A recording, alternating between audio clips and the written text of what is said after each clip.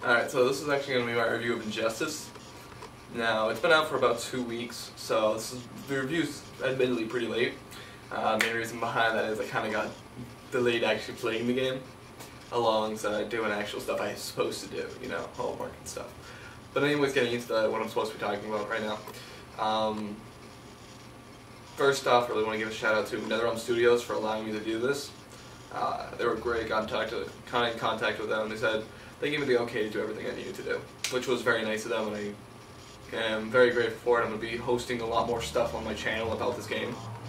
But I really want to start off with actually going into how the game, immediately when you start it up, what it looks like, the presentation about it.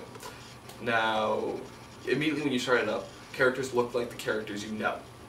Superman looks like Superman. It's a little different. You can tell who each of the characters are, and they look pretty similar to what you'd think of. A lot of them have cosmetic differences that you can tell they took liberties with, and they enjoyed making these new costumes.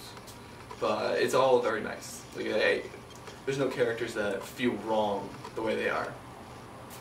Voice actors, they actually managed to get a lot of the original voice actors from the series. Like Batman's voiced by Batman from the Justice League, Superman from the Justice League. You have guys from the Teen Titans are all voiced by their original voice actors, which is really nice, and it helps to sell this game as a DC game. It's not just Mortal Kombat with DC skins and DC voice, and it's a DC game. And that's another little thing is, because it's a DC game, it's got the DC stories. Now, the premise is Superman goes insane because Joker kills basically Metropolis. He kills Metropolis and his wife and everything. And it gets to the point where Superman's driven mad by grief, decides to end all crime by essentially taking over the world and ruling it as a dictatorship.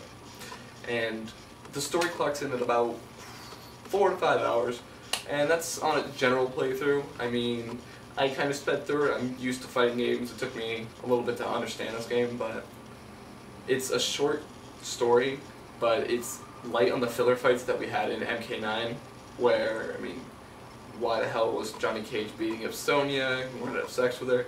It's short on those things, and it gives fights that have meaning in the story, and they have a nice little banter between the characters that know each other, and it's a really nice little thing. But again, it is a little bit on the short side. It was very nice, it was very enjoyable, and I was happy that they made the story the way they did.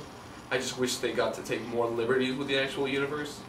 I feel like they kind of had part of their hands tied, because DC was like, we want to keep some of our ideal characters pure in a way. And I just hope that now that they've shown that they can handle it, that next game DC gives the realms over to them entirely, so we can see a very crazy story that's very interesting.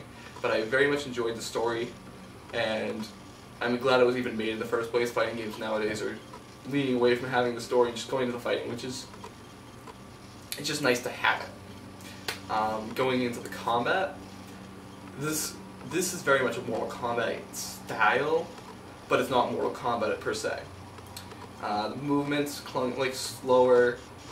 Like Mortal Kombat is a slower fighting game. This game follows along the suit. Characters move a little bit more slowly. It's a little bit more methodical, but it's not Mortal Kombat all over again. The characters are very much unique and fleshed out in their own way. They're heroic traits that fall in line along the lines of their powers and skill sets the characters actually have. Batman summons these Robobats that he can use to deflect projectiles or to send out further to extend combos. Superman gets a buff so he can do more damage. Wonder Woman switches between a whip to a sword and shield. Flash slows down time. All these different things make the characters unique. And then they have their super moves, which is like, it very much feels like the characters as if they were fighting in the comics, but in a video game. The game also has these interactables where you can pick up cars and throw stuff. The combat's very varied, and the characters all feel different, which is a very nice thing, and it's something that makes the game stand out a little bit more. Then we get into the fact that, you know, some of the characters are a little bit unbalanced right now. Specifically, I'm talking about Deathstroke and Sinestro. And a lot of this comes from the fact that they're zone characters, they're zoning style characters, in a game that doesn't handle zoning as well as it could. What I'm saying is, zoning, while it was an option in MK, was much slower because the game itself was slower. In this case, whereas the movement speed hasn't picked up, the speed of the zoning movements and the speed of the ability to do these things has actually picked up, which makes it to the point where the characters that can do this are a little bit broken and OP, and I really hope that they give some patches to this without actually destroying the characters that do this, but giving other characters a chance to shine and get in the lighted tournaments. Because I don't want to see just Sinestro versus Sinestro, or I don't want to see just Deathstroke versus Deathstroke spamming these range attacks over and over. It's not fun to watch, it's not fun to play. But besides those gripes, I've wholeheartedly enjoyed the combat. Creating combos, flows, and is unique, and like it's very much a fluid combo system that I think should be incorporated in more fighting games. They take some of the aspects from other fighting games, such as Street Fighter, which is the pull back to block, which it will detract from some people that were hardcore MK fans, but it's a much more technical style, and I personally am very appreciative of it. Even beyond this, they have the interactables make the game more enjoyable. All these different things blend together to make the combat very varied and fun. Now going to the online mode. When you first pop into the online mode, there's a bunch of stuff there, and a lot of people will immediately go for these ranked matches because they're trying to go show their stuff, get high rankings, and it's addictive. The only downside is it takes a long time, well, not really a long time, but it takes about 2 minutes to get into a match, which is a long time in matchmaking in most fighting games. But the actual games, when you get in there, there's not a lot of lag. At least I didn't have any lag. I'm on my campus server, so that's pretty good in my opinion. But another thing I'm noticing is these range characters, these zone characters, are getting very spam happy online, and it's something that I'm really sad about because I've seen people actually use these characters with the combos in very unique and fun ways, and it's really fun to watch. But if I'm sitting there for 20 minutes watching you do poo-doo, poo-doo, poo-doo, shooting a little pistol off, I'm not going to enjoy myself even if I beat you. And it's like little things like this, and it's the players that are detracted from the experience, not the actual game, where the game itself is designed pretty well. I mean, it needs a few balances. Some characters are ridiculous compared to other ones, but it's these different things that I want them to address in a patch. I'm going to actually do a video on this later. But getting into another gripe about another personal gripe I've had is the way they handle disconnects and rage quitters. Now, when I'm beating you and you decide I don't want to play this game, I don't want to lose, and you rage quit, I get a disconnect and I get a loss. That's not cool. I currently have about 27 losses on my account that are not mine. I have 27 disconnects that I did not disconnect with. And when people go on, it reduces my ranking, it reduces your true skill.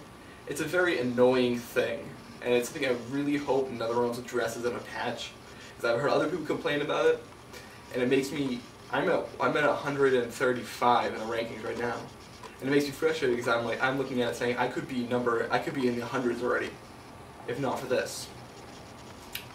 But it's something that the game has to address at some point. There's a lot of different modes. There is the Star Labs, which is the mini-map. It's the challenge tower from MK9, and it's a good amount of fun. There's a few unlocks in there, but there's different battle modes like mirror match and these different things that give more variety to the combat. But gone is the days of tag team mode. Now, I personally don't have a problem with this. I always play 1 versus 1. I find that more competitive, more tournament style. But I know a lot of my friends are complaining about it because they enjoyed the tag team mode. So it's sad that it's gone because it's a feature that's been just essentially subtracted. But at the same time, the single player experience, I mean, this 1 versus 1 combat is it's very enjoyable. So it's, for me, it's not a big detraction, but it's something that needs to be said. And beyond that, after everything, I mean, I know I sound like I'm complaining, but the problem is, even with all these gripes and complaints that I've had, I love the game so much. It's a very enjoyable experience. I've had moments where I'm sitting there in the corner, or I'm sitting there being cornered by somebody, and I pull out an epic combo, and I'm just like, yes. And it's something that fighting games give you, and it's a very nice thrill and a very good combat flow. It's just these complaints that I'm having, and the complaints that other people are having, that is really detracting from this experience, and I would love if it was patched, because it would take away all of my complaints, would take away all these gripes, and people could just get on with playing this great game. But after all of this, the final score I give it is an 8.5 with these complaints.